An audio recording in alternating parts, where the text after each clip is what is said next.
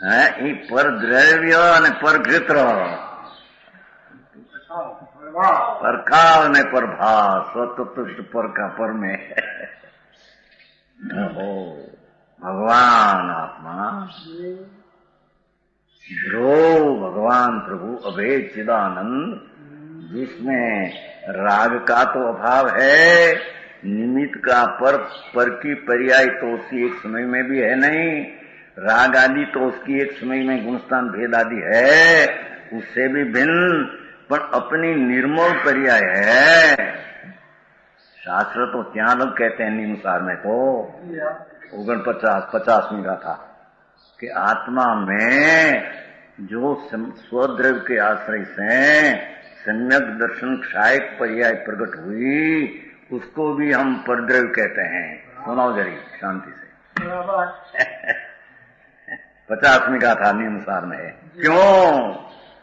क्यों कि जैसे परद्रव्य में से नई पर्याय उत्पन्न नहीं होती, ऐसे समकीट पर्याय आत्मा का आश्रय से उत्पन्न हुई, पर वो पर्याय के आश्रय से नवी पर्याय नहीं उत्पन्न होती है। नई पर्याय तो द्रव्य के आश्रय से उत्पन्न होती है। वो कारण से क्षाय समकीट वितराल चारित्र हुआ, छठे गुणस्थान 3 कषाय का अभाव, तो ये चारित्र की पर्याय को भी मोक्ष मार्ग अधिकार में परद्रव्य के दिया है।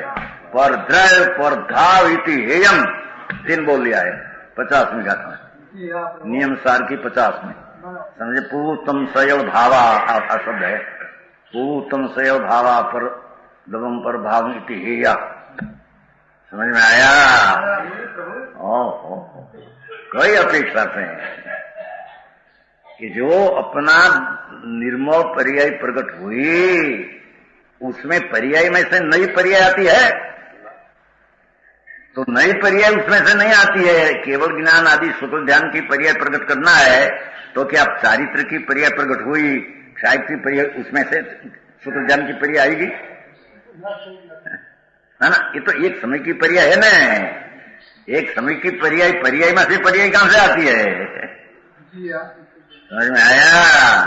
त्रिकाली भगवान अनंत आनंद का कंद अभेद चीज है, उसकी दृष्टि से सम्यक हुआ, उसका आश्रय से ज्ञान हुआ, उसके आश्रय चारित्र हुआ, उसके आश्रय सुप्रज्ञान हुआ, उसके आश्रय से क्या ज्ञान हुआ। समझ में आया? भारी बात भाई। तथापि कहानवाणीना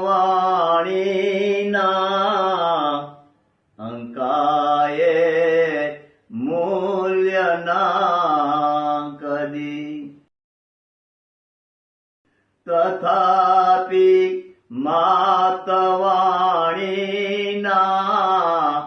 अंकाये मूल्यना कदी। परम कृपाळु पूज्य सद्गुरु देवनो जय हो। प्रसामूर्ति पूज्य भगवती मातनो जय हो।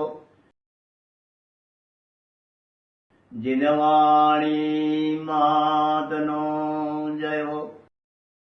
परम मित्राग दिगंबर जैन धर्मनो जय हो।